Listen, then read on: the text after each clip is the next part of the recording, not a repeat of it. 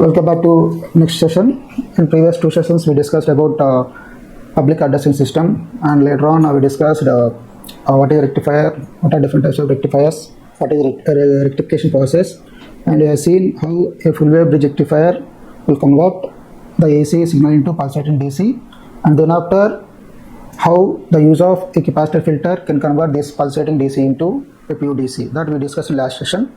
Now in this session, we are going to discuss about regulated DC power supply. Regulated DC power supply. So here we will see what are the various components of converting an AC waveform into a regulated DC waveform. So the main components of this regulated DC power supply are need input AC signal, second one step down transformer,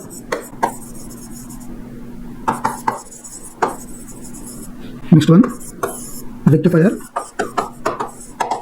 next one filter, next one regulator,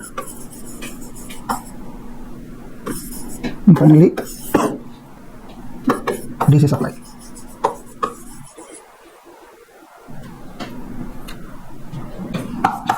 Load.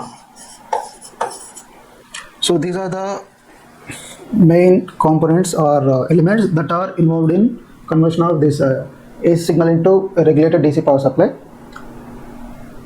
So if you draw the block diagram, here we have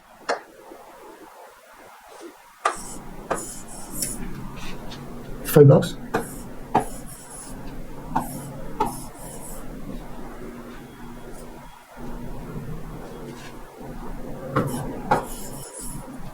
So these are the five building blocks of the RPS. Here we have step down transformer. Next we have rectifier. Next we have filter. Next we have regulator. Next finally we have load. Okay. Now coming here back. So here we are taking a single phase AC supply as input. Single phase AC, and this is the waveform that is, this is the input waveform.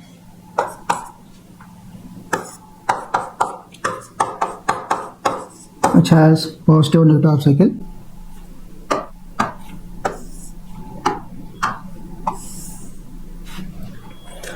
Now this AC input is given to a step down transformer. You know, transformer is a static device which transfers energy from one circuit to another circuit. So a transformer can step up or step down the input voltage applied. Here we are using a step down transformer, and we are giving this AC input to the step down transformer. So it will step down the amplitude of signal. Let the output of this step down transformer be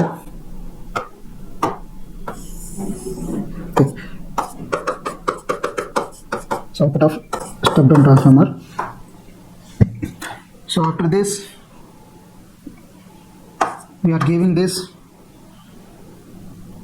output of step down transformer to rectifier. You know, rectifier is a electronic circuit which convert AC signal into DC, and we discussed previously that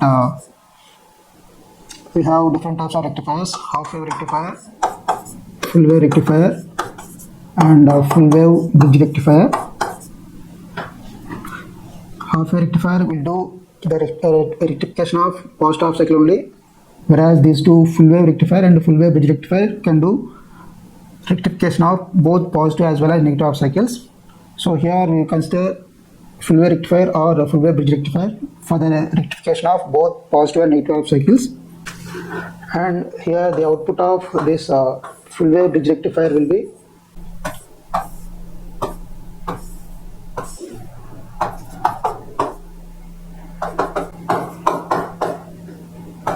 so this is the output of full wave bridge rectifier. So if you observe that the output of full wave bridge rectifier has ripples in its output, that is, it is output of pulsating DC. So in practical applications, it doesn't come to any use. So that is, we need to get a constant DC source. So in order to remove these ripples in the output of this rectified circuit, we are using filter. So filter is the one which is able to remove the unwanted or ripples in the input signal it receives.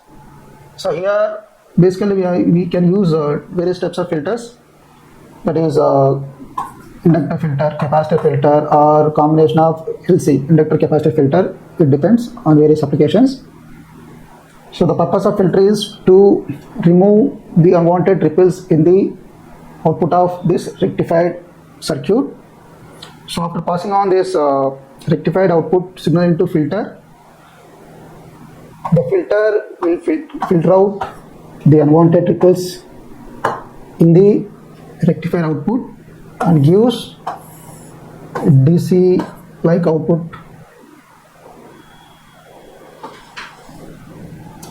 So during positive cycle, when the input voltage is increasing from 0 to its peak value, we discussed earlier, the capacitor will store the energy, and whenever the input voltage reaches the peak value, in that case the input voltage as well as capacitor voltage both will equal, and after the input reaches the peak value, later on it will decreasing.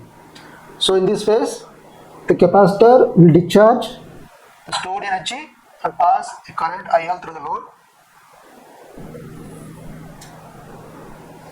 And again, during next cycle, when the input voltage is increasing from 0 to its peak value, the capacitor will charge. After reaching its peak value, the capacitor will discharge. Okay, so like this, this process continues in a cyclic manner. So this is the output of filter circuit.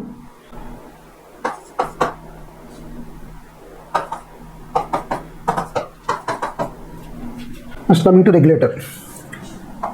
So due to the variations in either in input voltage or variations in the load applied on the circuit, there is a deviation in the voltage levels.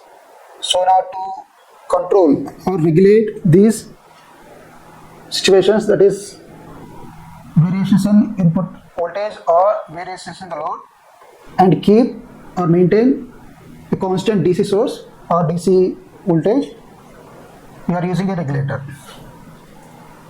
So here the output of regulator is, it has to maintain a constant output irrespective of changes in input voltage or applied load. So this is the output of a regulator, and we are giving this output of regulator to the load. Okay. So thank you.